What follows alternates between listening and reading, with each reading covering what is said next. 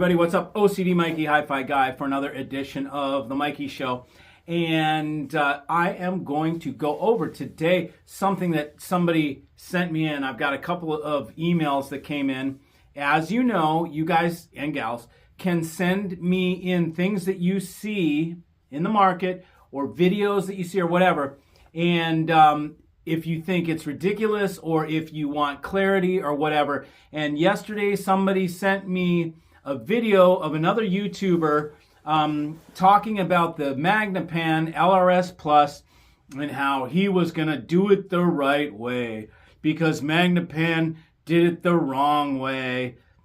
Blah, blah, blah, blah, blah, blah, blah. Okay, so let's stop for a second and let's ask ourselves, what is the probability that a manufacturer that I think created planar magnetic? As far as I know, they had a patent. Jim Winey had a patent from back in the 60s or something like that, maybe 70s, where he created the planar magnetic. Okay, so this is the creator of planar magnetic speakers, potentially, right? Or at least one of the first pioneers of planar magnetic was Magnepan. And so do you think for a second that Magnepan just has no clue how to put their own speakers out? After, 40 years, 50 years of making planar magnetics, that they haven't learned anything. That would be pretty naive, okay? So let me bring it into a little bit of perspective. Here we have a guy that is purporting to know how to do a Magnepan better than Magnepan, okay? And he's talking about the measurement. What's funny is he's talking about the measurement of a speaker. What you guys as viewers are painfully unaware of, if you're eating this stuff and you're consuming that other video and you think it's truth, what you don't understand is that the Magnepan speakers, in the case of the LRS Plus, are tuned completely different. That's done on purpose. It's easy to see. If I have the I had a pair in here. I sold them. They're in a box, so I can't show you right now. But I would show you with the camera how one has 3 of the tuning dots, if you call them. They're like little anchors that hold the membrane to the back of the thing. You'll see 3 on one, 2 on the other. They're in different locations. So the speakers are not matched, okay? That is on purpose. One of them is tuned down, tipped down. One of them is tipped up. And they're meant to work together to give you a better experience than if both of them were the same and they were tuned the same way, which is what any... Oh, God, how do I put this? Any regular person, how about I go easy on everyone?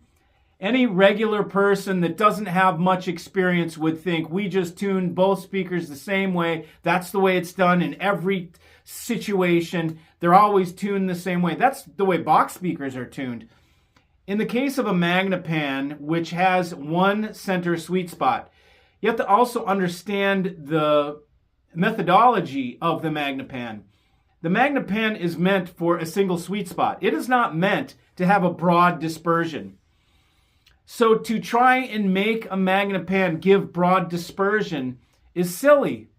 To try and take an entry-level Magnepan and redo the whole crossover and rebuild it and do all this and put this money into it to try and redo it, it's silly because you are detuning it. You're changing it into something that it was not meant to do. The Magnepan LRS Plus has many compromises that they incorporated into that design to make it sell for $1,000 a pair, which is a ridiculous price. Okay, so now all of a sudden you're going over $1,000 pair speaker to make it a gem. It's already a gem. It is a gem the way it comes from the factory, period. That thing is killer. I just had some in here. Only thing I like to do is add subs to them, but I don't mess with the crossovers because they do something that they're designed to do, which is sum together.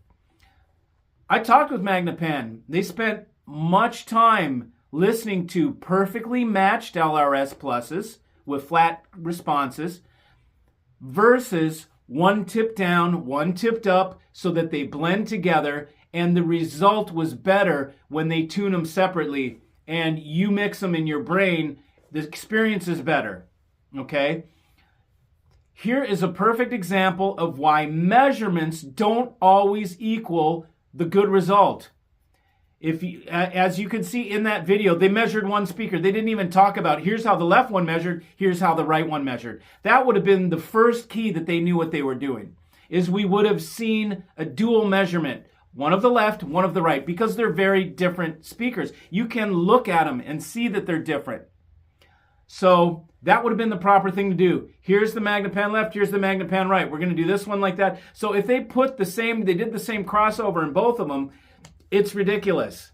People think that just by measuring something and taking somebody else's shit, okay, and measuring somebody else's stuff, that they know the story when they're not the designer, okay? And so this is a terrific example of how misinformation is spread. I looked at the video, I looked at the comments in the video, and the people commenting are like, I can't believe Magnepan doesn't know how to build speakers. Oh my God, da-da-da. Just a bunch of freaking lemmings, a bunch of lemmings jumping over the cliff with this video producer, you know, which is like, he's got you under the ether now. Now you're going to buy what he's selling, right? Of course. So lead you into the slaughter is basically what it is. Moral of the story, right? Measurements don't always tell the story. You need to know from the designer how they were designed. When I saw this video, the first thing I did was go, there's a reason they're tuned like that. I got on the phone with Magnepan and I had the story. In 5 minutes, I had exactly the story, and it makes the guy who made that video look like an idiot. Sorry. I know you're just trying to be the best guy out there, but you don't know the story about it.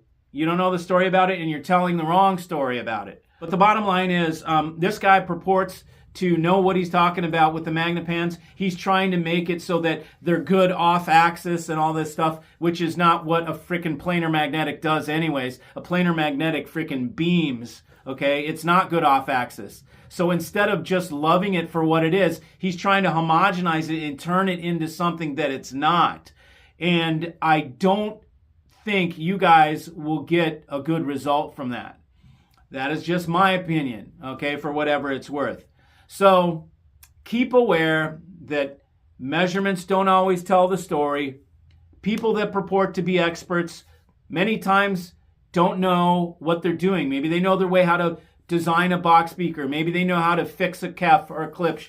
But when you come into Magnepan territory, baby, it's different territory, and there are different rules that apply, and you can't apply your regular ass rules to Magnepan. I'm sorry. So anyways, wanted to take that time to tell you guys that. Thanks for joining, and have a great day. See ya!